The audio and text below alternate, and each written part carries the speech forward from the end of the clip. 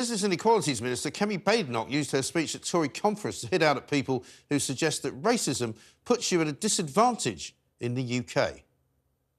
I tell my children that this is the best country in the world to be black, because it is a country that sees people, not labels. So, is it the best country in the world to be black in? It's a front-page story, this, on the Daily Mail, which is an unusual front-page story for them.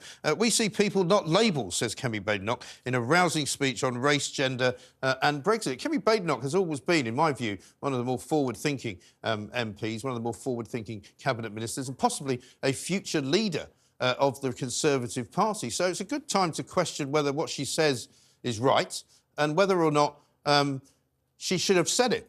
I'm joined now by broadcaster and commentator Afua Hagan and culture writer Dr Rakib Ehsan. Welcome to both of you. Welcome to the brand new, hilariously brilliant Independent Republic studio. We'll have to get you in it one of these days. Afua, let me start with you.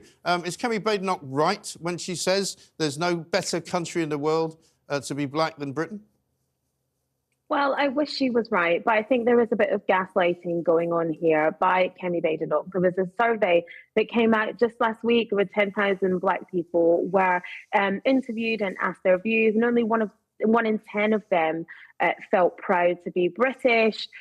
You have black people are twice as likely to live in poverty, twice as likely to be unemployed.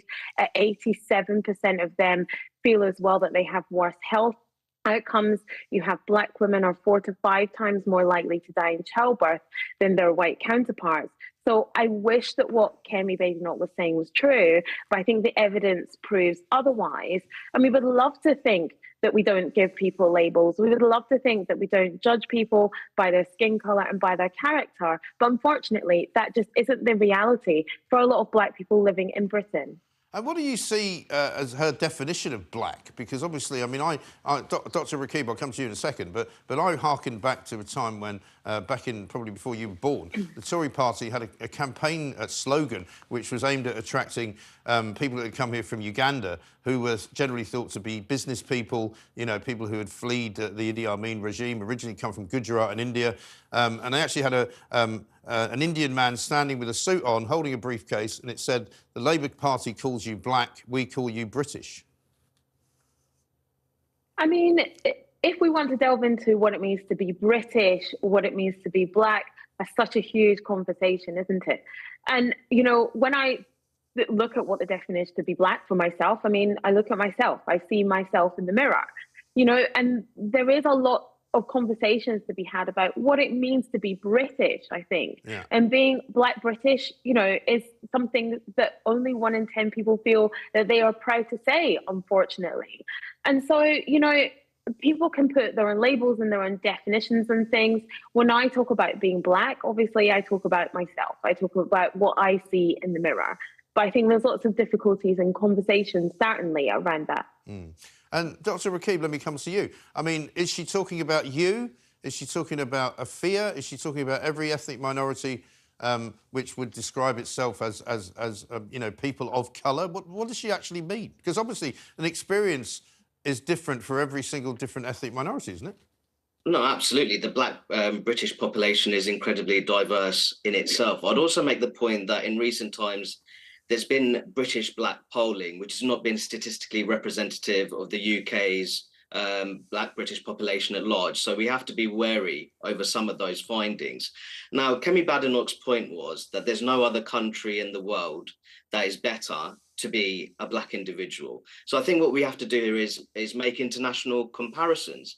And there was a report published by British Future marking the 75-year anniversary of Windrush, which showed that 4 in 5 ethnic minority people believe that it was better to be a minority in Britain than other countries such as France, the United States and Germany. In France, we have this so-called colourblind egalitarianism, which has bred a political culture, Mike, which largely overlooks very real forms of racial and religious discrimination.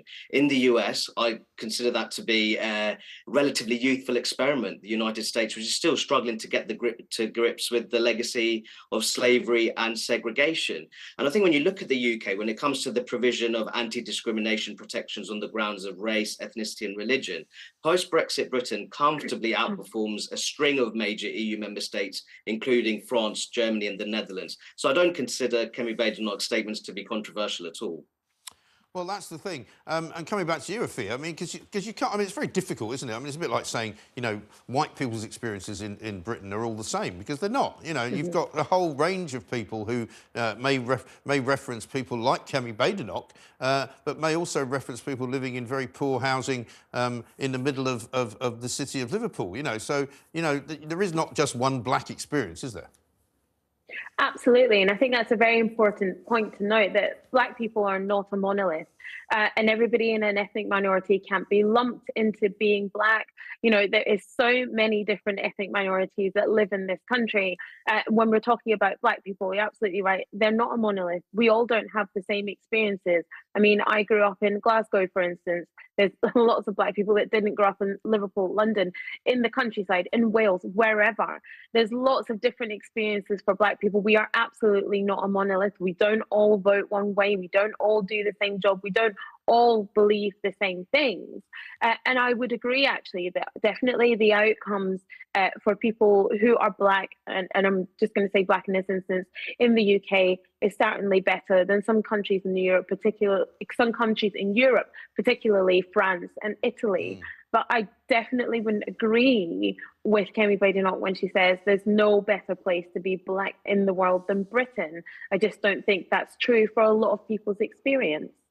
And Rakib, let me come to you, because there are those that you sometimes write about who have made a kind of industry out of the race business, if you like. You know, we've got a country here where lots and lots of people want to be part of it. They come here from all over the world. Some may be black, some may be white. It doesn't really matter. But, you know, lots of people want to come here, which is a pretty good indicator of what it's like to be here, I would say.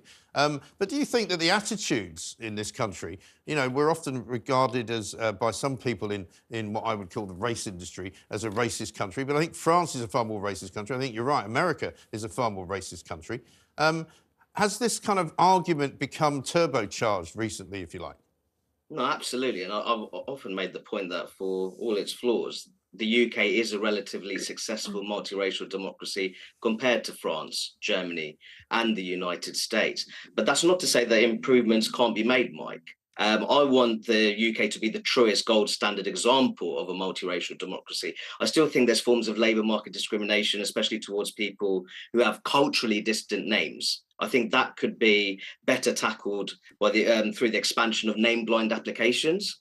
I also think that Afua made a very important point that when it comes to maternal mortality, Black British women are 4 times more likely, those rates are 4 times higher than their white peers. And I think that we need to thoroughly investigate that. I think that when it comes to policing, there's still improvements to be made in terms of police community relations, especially in London. In recent times, the Met has really struggled to rebuild trust with many inner city communities. But I think Afua will also agree that when you're looking at issues such as poverty and deprivation, I think one of the biggest problems in Black British communities is that relatively high rates of lone parent households. So we need to talk a great deal about family instability. So I think there's ways that our institutions can work better, but there also need to be very serious conversations held within particular communities. Yeah, I mean, Afua, he's got a point, hasn't he? Because we hear all the time of parts of Britain which have become almost segregated in a way, not necessarily between white and black members of Britain,